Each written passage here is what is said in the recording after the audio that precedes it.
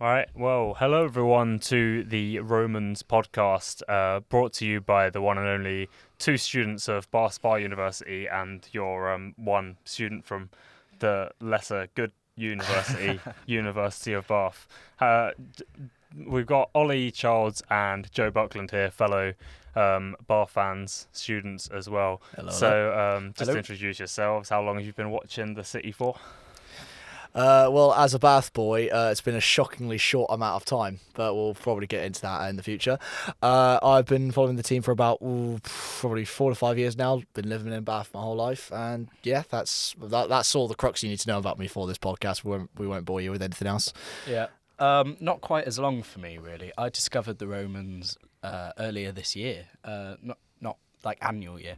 Back in about February, something like that. And I've been loving it ever since. Yeah, well, I have to say it's kind of the same for me as well. I started following them last season. I invited you guys. Well, actually, you were the one who invited me down first. Yeah, it's a bit strange. I invited you, and then now, it's kind of like you're the the main one. Well, once I start following a team, it's kind of hard for me to let them go. It's all or nothing. Yeah. But yeah, no. We were obviously the main sort of topic of this podcast is to talk about the recent events with the club. The recent games we've had, like various things that have happened. So obviously, FA Trophy has been a key talking point in the last couple of weeks because obviously we played in the FA Trophy last year, so last week, not last year. Obviously, we're going to talk about that game first, the Bracknell game. Joe, I think you tuned into it on radio and probably watched the highlights. I did. I was listening in. I couldn't be there, unfortunately. We'll be there in the future for other cup ties. But it was just as thrilling on the radio. I love a penalty shootout. Not quite as much when it's your team in it, really. No, it's nerve. Somehow it's less less nerve wracking when you watch it live or listen to it live. But when you're right there in the moment, you're it. They're just making a lot of noise. You're not really sure what's happening. It's it's terrifying. But I mean, I don't know if it's going to be brought up with the whole FA Cup. It was kind of sweet poetic justice in a way because 2 years prior, 2023, Bath v Bracknell Town knock out Bath 1-0. I saw about that. And it was looking like it was going to be a repeat of that way on that game. 1-0, go 1-0 down, and then a lovely little flicking header from Owen Windsor, our new striker, and we'll probably get back into him. But we do that and then go straight to penalties, which I was terrified and shocked. And me and Oscar have not seen a penalty shootout at Twerton Park. Yeah, not before, no. Not before, no. So seeing one here at Twerton Park, it was just at every shot that went in, there was just ferocity on each one. It was brilliant. Yeah, I was going to say that was insane. The amount of I think besides, funnily enough, the only penalty I thought that was a little bit weak was actually our winning one by Brad Ash, who went straight down the middle. But the other 4 penalties, I think it was Jenkins Davis, Alves, Rains, and Windsor. All 4 of those penalties are some of the best penalties I've ever seen. Just absolutely whacked it. Just full ferocity right into the back of the net. I think that's what you have to do, really. It wasn't. There wasn't like a little low-driven shot, or like a little nice, or like a little tricking around. It was just straight into the back of the net, and we love to see it. Especially in non-league football. And as well as that, I just remember. I mean, I was on the sidelines right by where they have the tea and coffee. I was there with my family, and we were watching it. But I know that Oscar, you went off round to the back behind the goal itself, and just what you saw from both the home and away fans bullying the goalies is just like putting them off. You go, oh, that's the great thing about football, isn't it? Just putting each team off. But you go, it's part of their job description. It's part of their job. You can't be a goalkeeper if you can't take it. Apart from like the Farnborough goalie. Him turning around. Oh well, yeah, there was that incident obviously earlier on in the season where he kind of maybe got a bit too much for him. I think there was also another incident in Slough away where the goalkeeper was just we won't even get into that. That's a story for another podcast, I think. But I mean, I think for that game, I think both teams definitely played well. I mean, considering Bracknell, they are in the tier below, and they've had just as poor a season in that tier below as we have. I mean, we haven't actually had much of a poor season. I think our the place we are in the table does not reflect at all how we've played. I think we played very well. But, just because the fact that they were a tier below and sort of under the same circumstances in terms of table position as we were, I almost kind of felt a little bit like, I don't often feel sorry for away supporters, but I think towards the end of that game, I did kind of feel sorry for them because, they were that close to getting that historic win against us. Like, again, at Twerton Park, they'd made the journey and everything. I mean, and then obviously last minute goal, penalty shootout, like the way things have gone that season, that could have easily been us. Like, with the luck that we've had in like last minute penalties given against us and last minute goals that have gone in against us, like it could have easily been an instance where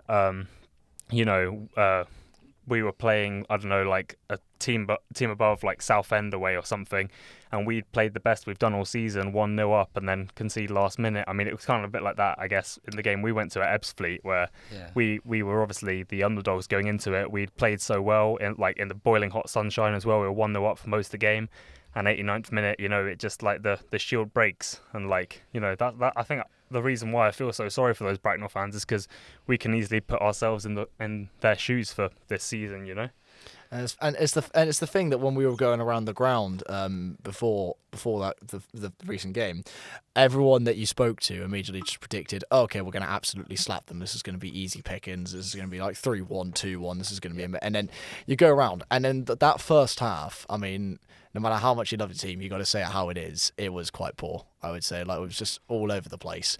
And then right second half, after we got that equaliser, like Bath, you just woke up. We were frosty, we were pushing, but sometimes it was a questionable thing. But with our luck in last minute games, it's really been a thing where like a lot of people will blame the manager. A lot of people will blame like what the manager's tactics are. And me and Oscar, I think, and Joe, we can all agree that Darren is a great guy. Yeah, amazing. I think personally, it's a project. Like the team that he's come in and he's taken over, you got to think about where they were and where we are now. Where they were when he took over, we were like, I think 20th or like one spot like above relegation, something like that. With Jerry Gill's team, and obviously Jerry Gill was not the best man to take that team forward. He'd lost a lot of his other players. He had fallen out with a lot of the players in the dressing room. He kind of just lost the dressing room massively towards the end. And you look at, the players that we had then, like we were bringing in some random loanees from like Bristol or whatever every week. And now you look at them now and they're so much more of a team. While we're not getting the results, we are doing good performances, and we've got some insanely good new signings, like, the signings that Darren's made, Brad Ash, Mitch Beardmore, Jenkins Davis. Like, these are really good players, and like we're basically going through a transition stage right at this point. Like, Darren Way has got this team and he's making it his own after, the sacking of Jerry Gill. I mean, it's as well as the fact. I mean, now that leading up onto your point with the new signings. I mean, I've noticed quite a really good thing with Owen Windsor as of late. Yeah, he's what we need up front with how he presses. He looks very good. Two goals and a penalty already, and he's only a couple of games in. Already, he's the force that we need up front. And unfortunately, it is a bit of a shame now that we have lost Scott, and obviously that we've lost Tabor as well. Yeah, Scott's gone out on loan. I do think maybe Tabor will probably rejoin us later on in the season, because I think as good as Tabor was for us, he had some insanely good performances for us. I don't really see him being Football League quality yet. No, so He's been recalled for injuries. Yeah, and exactly. When those injuries, and even then, I think he's been recalled so he can be on the bench at Swindon, basically. Just on the off chance.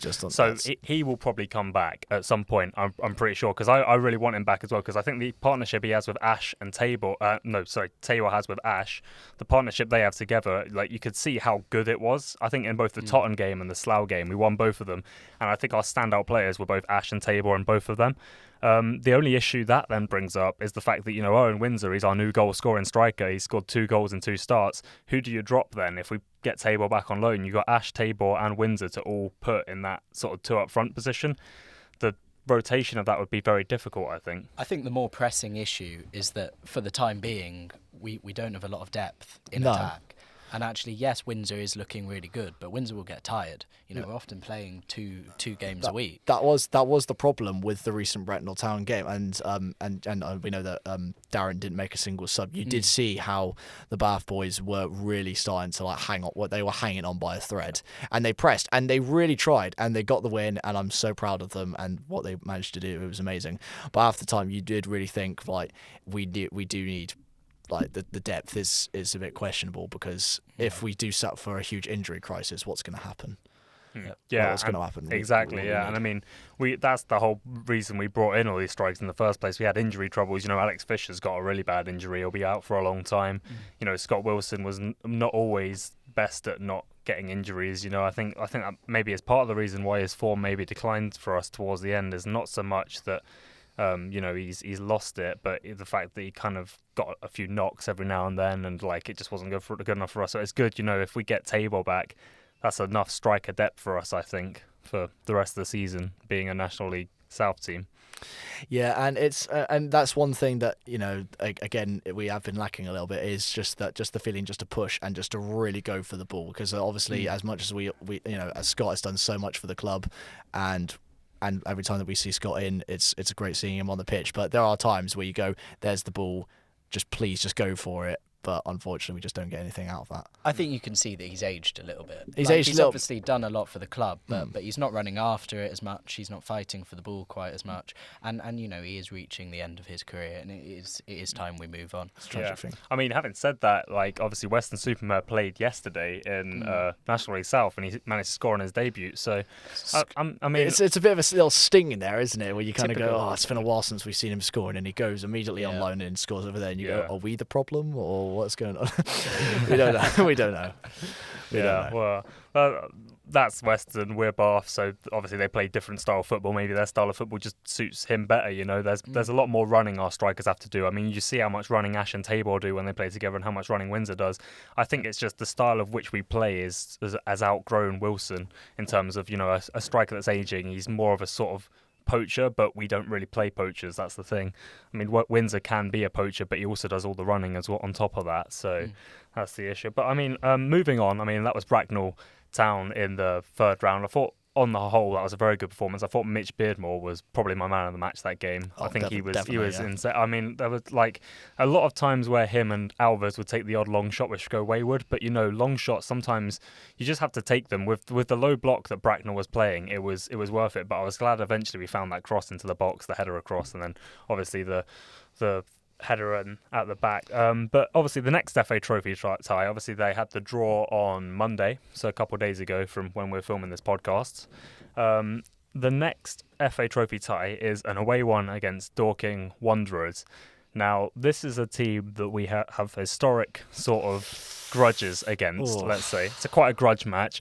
And the reason for this is because of previous referee controversies that we've had in this fixture. Yeah. I mean, it wasn't just this season with the two goalkeepers, Harvey and Martin Horsell, getting sent off, but it was also last season as well. They felt they were hard done by a red card. I mean, obviously we were hard done by with 2 red cards this season, so I guess it sort of balances out. But I mean, I'm guessing you guys saw the highlights of that game. The last time we played Dorking, what was your honest take on those referee decisions? We'll start with Joe first. I think they weren't very good, but then at the same time, they've had things which they have to complain about themselves. I think it says something more, really, about the standard of officiating in the league. I mean, we see it at all tiers of English football, but especially at National League South. There's just week in, week out, things that everyone's complaining about, things that change the entire momentum result of a game, and it's just not really good enough. And I want to see them make changes, because at the moment we come away from games often not talking about the performance as much as we should have done, but instead what some referee has decided, and you look back and it's wrong. And there's like one every week at least of that, and they probably do equal out over the season, but we shouldn't just be okay with that, really. No, it's really sometimes you do genuinely just question how the effect of how the game's going to change based off just a small little thing that goes on. It's I genuinely I have not seen. It's been a very very very very long time since I've seen a decision that a ref has made at a National League or a Bath City game in general and gone, yeah, that was the right call. Yeah. That player got that wrong. He got that wrong. He was watching. That was good. Half of the time you kind of go, what are you doing? Yeah.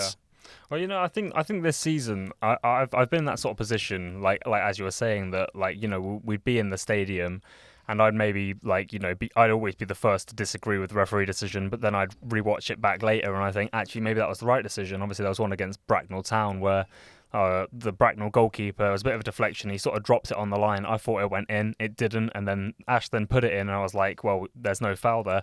But I watch it back and I see he's got two hands on it and I'm like, actually that is the right decision from the referee, and I apologise for thinking that wrong. I think watching it in hindsight is very much, and obviously you have that bias being a Bath fan in the stadium at that moment being like, that is never a whatever it is, foul or goal or whatever. And I mean it was the same with Tunbridge as well. We were both at that game. Obviously the last minute goal goes in. It was only after I watched the highlights where I realised the whistle went miles before the ball actually went into the back of the net, and obviously it was a high foot as well.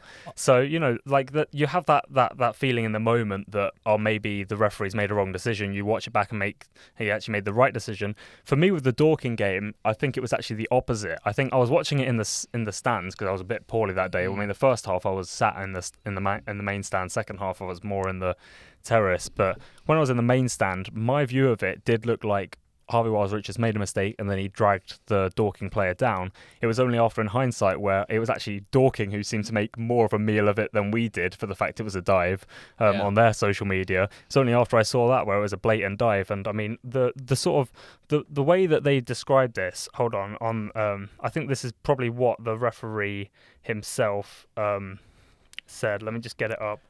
I respect it, by the way, from Dorking. Yeah, it's yeah. Well, I respect it, but at the same time, it kind of like I think a lot of their TikTok is like they make a joke out of everything basically, and I mean the fact that they seem so happy and proud. Almost, they were saying like, oh, I think a direct quote from it was Alfie Rutherford was the player that dived, and a direct quote from one of the videos I saw was, well, Alfie, he's played him there like as if he's like something to be proud of. As if they're basically treating diving as something to be proud of, which doesn't really help you for the fact that we always call you cheating, like when you play us, because like if you're glorifying this dive that won you a penalty and got Harvey Wiles-Richards sent off, first of all, that's like double jeopardy, so I wasn't sure about that either. But, well, the reason why he got sent off, and I've got it here, it said on the Bath City website that Alfie Rutherford was in the box, attempted clearance was blocked, Rutherford closed him down and Richards dragged down the Dorking forward. And dragged down is in quotation marks, implying that this is what the referee said, that the player was dragged down. Now, I mean, I wasn't sure there was a dragging down incident when I saw it, but I thought that was maybe a little tug on his arm. Obviously, there was nothing.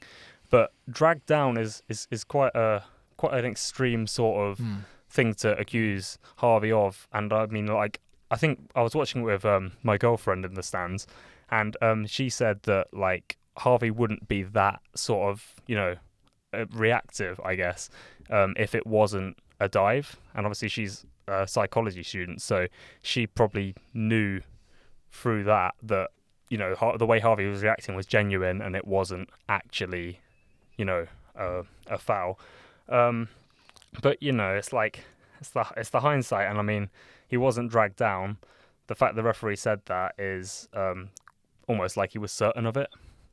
And also as well as the fact when you see the highlights of what happened there recently, it's the fact that Harvey tries to get the ball down, tries to distribute it, he messes up, and then it goes to the Dorking striker, and then it's a matter of instinct. It's just, okay, I'm gonna go for it, and then Dorking guy goes down in the box, and again, it doesn't look more like how you said, ridiculous to call it that he pulled him down. Again, it was more of a tangled falling and then a dive, and then really making a meal out of it. He hurt me, but I think we just got to say we've got to get to the point. 2 red cards and 2 goalies sent off. I mean, it doesn't happen often. It doesn't happen. No, it just doesn't happen. That's what I mean. A goalie getting red. I mean, that's rare enough as it is. But like, I mean, 2 getting sent off in the same game. That's just like finding diamonds. But they're like, made out of Yeah. plastic or something. It's just not. That's a weird analogy, but how that happens, how on earth that happens, you go, I don't understand it. It's a real shocker. Well, Well, the craziest thing about this, and we haven't got onto that just yet about this referee decision, is that Bath City have been refereed by 14 different refs this season.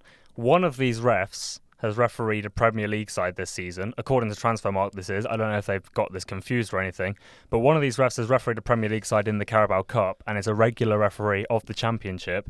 Can you guess which ref that is? From all the referee performances we've had this season, can you guess which referee that we've had refereed a Bath game and also referees in the Championship?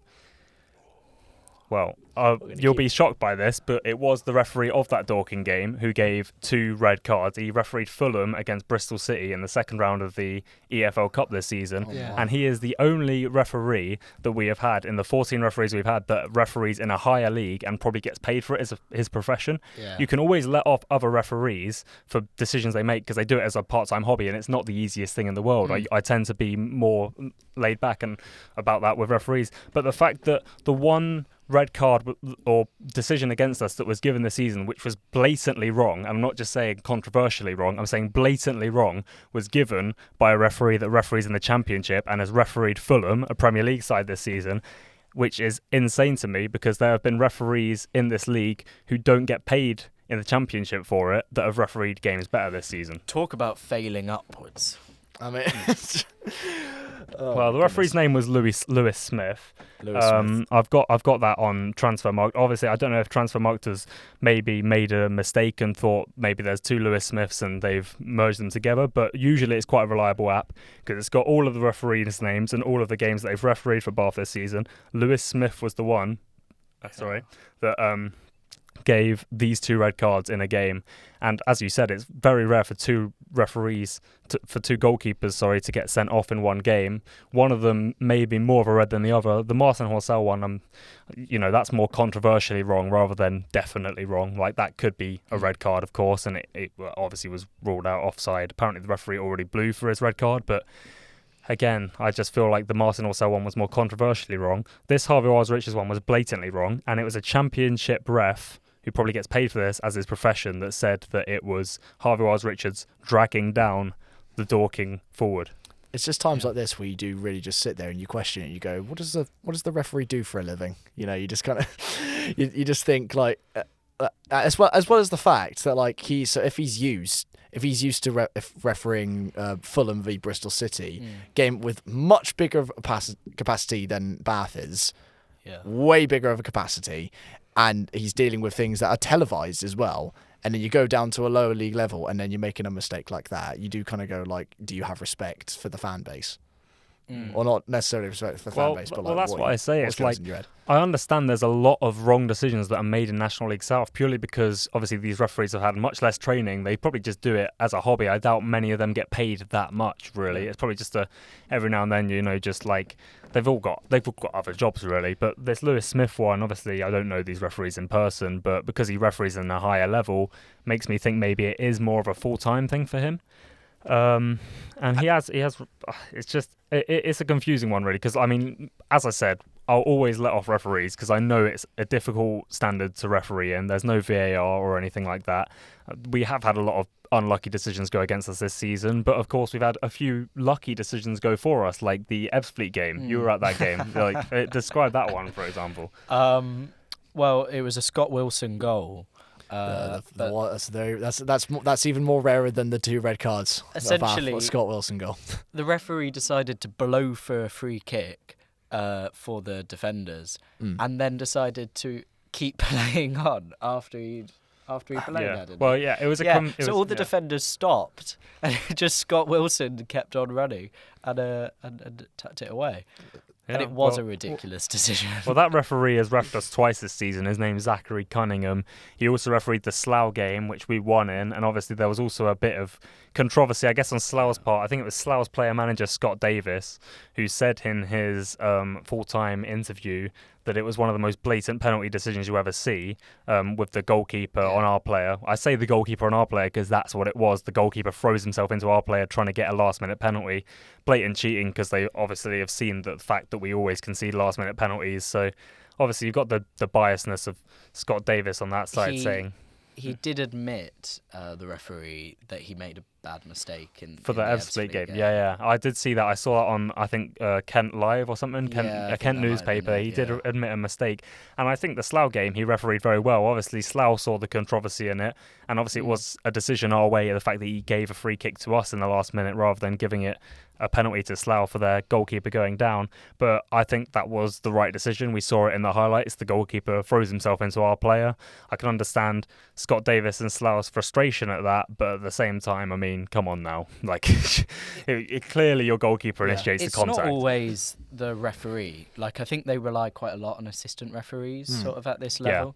The referee might not be as fit as they might be in upper divisions, and they don't run as far. So it is often the assistant referee who makes the call, and they often make it quite badly. But especially for things like penalties and offsides and fouls, and I think it's often those who we don't always know who they are.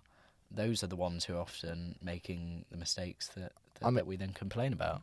I mean, Oscar, you're gonna have to jog my memory on which game this was recently, where at the time we were in the stands and we thought it was Luke Russ's fault for not tracking back on the striker, and then we conceded the first goal. Well, yeah, I mean, this one's a bit of a weird one because we did put something up about this on the Society story, kind of just a half-hearted joke. I mean, it wasn't really an actual go at the referee or anything. But obviously for Tunbridge's goal, there was a question of whether the referee was shielding our player a bit too much. When referees just get in the way of play, basically. Bowman made a pass to Russ. Russ made a bad touch, and he then couldn't correct that bad touch because the referee was sort of in his way. But I mean, again, it's just the sort of standard of refereeing at the level and the fact that I can let that sort of thing off. I mean, the referee obviously maybe should have called play if he thought it made a lot of a big impact, but I think realistically is that's happened in the moment. He wasn't actually blocking Russ at any point. You can see that Russ doesn't actually make an attempt to play the ball, whether or not that's because the referee's in front of him or because he thinks he's already lost it. It's just too much of a far fetch, I think, to say that Tunbridge's goal in that 1-1 game shouldn't have counted for the fact the referee was in front, but I can also understand why it's controversial, I doubt they would have complained though had he stopped the game at that point. Yeah, I mean, that's the thing. It's the sort of level where you can't really complain because once the ref's made that decision, he's made that decision. I mean, you've seen all the penalties given against us this season. There's a brief sort of complaint being no, I didn't do it. But at the end of the day, the referee's not going to change his mind. If he's let play on, he's let play on. If he's called a free kick for getting in Russ's way, he's called a free kick. But you just got to move on from that, really. I think the main sort of referee decision, the only one I think that has been 100% wrong was that Dorking one, and that's exactly why, because of the controversial background and backlash that fixture has had both this season and last season. Obviously last season Dorking, I think they were taking too long with a throw-in, and then they switched their throw-in taker and he got sent off for that. But I mean, Dorking were unhappy about that. They said that was the biggest injustice. I saw their documentary episode on it, a bunch of amateurs, and they were very, very off. I'll have to bleep that in the edit. I did that at the start as well, so that's two bleeps now. I'll have to bleep that or cut that out. But they were very annoyed on the touchline. So you could see that they felt there was an injustice against them in that game. But I mean, the reason why they thought it wasn't a red was because it was the throw-in was obviously supposed to be further down the pitch, which I agree with that, and the referee brought it a bit further up, and then they were taking a while, and then they switched their throw-in taker because obviously the referee had put their throw-in in the wrong position, and then obviously they switched the taker, and then they got sent off for that. But realistically, I mean, I know the referee's made an error there and they've had to switch the taker, but if Dorking weren't acting in all of these former time-wasting strategies earlier on in the game, it's not that one instant that he got sent off for. It was a combination of instances of the fact that they were time wasting by throwing themselves to the floor every now and then, by, you know, taking a long time with the throw-ins. It was a build-up of something. He didn't get sent off because he switched throw-in takers. He got sent off because the whole team were wasting time, and that was the final straw for the referee. And that's what, you know, Dorking and Marc White don't seem to get right in their heads. If you're time wasting, eventually you're going to get a punishment for it. You just got to know when to stop. It's yeah. I mean, I want to kind of like go back onto like a point that we were just talking about with the like the referees. You understand because of this level how they're being treated, but the ones I really do feel sorry for are the linesmen. The linesmen, obviously, because the referees rely on the assistant referees. Yeah, they rely on them. Yeah, but like when you see them on the side, and obviously because the fact that they don't have VAR, which VAR is both a curse and a blessing.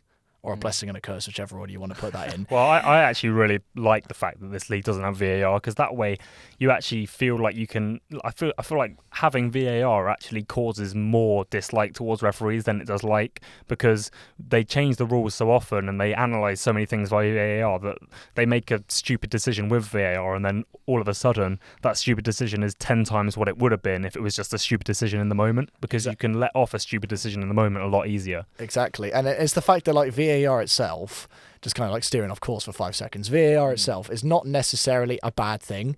It's just the way how it's used. Well, yeah, and how the, you know, the PGMOL, they change the rules every 5 minutes. It's the inconsistency. That's what people have exactly, and it's the fact that it's not kept at a good regular level, and that's why it's such a beautiful thing that leagues like that's what I was saying this the other day when we were at the Bath game. It's like National League itself is such a beautiful thing, because in ways that you go to an away game and some of the grounds are absolutely massive.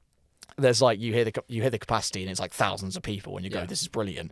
And then at a Bath game sometimes it's like 800, maybe 1,000 people if you're lucky. But that's what makes it nicer. It's a tighter, smaller community. Everyone there, when you walk in, the security will know people's names. You're known against this group of people, and it's a nicer thing. So that it makes both the fact that this is a league that doesn't rely on VAR or all that sort of modern stuff. It's a smaller, tighter community and a group, and I mean that's what makes it's raw football. It's raw, proper football. That's why you speak to anyone that you go, who do you support, and then you go, okay, we're just going to ignore like other teams. But I don't know. Let's say you see someone that says, yeah, I'm a Man United fan.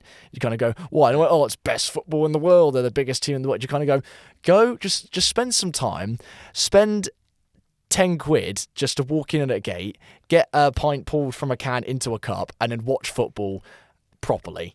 Go watch a proper game, and then go watch a Bath game. You will have such a fun time of your life. You just kind of go, why am I even paying for Sky Sports?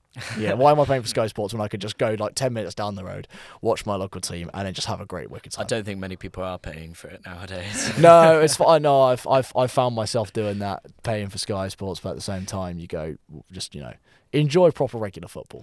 And as well, they've got international breaks. We don't.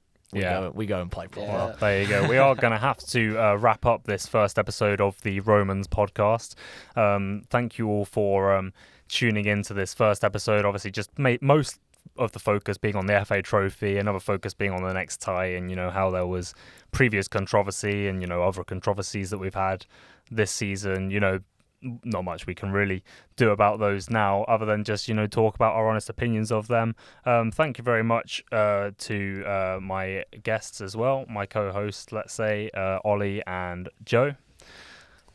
Thank you for For some reason there was a very awkward silence there. It was just like co-host we Ollie both took this weird deep Joe. breath. We just kind of I think me and Joe just kind of looked at each other and just went, what did we say? We're stuck for some reason.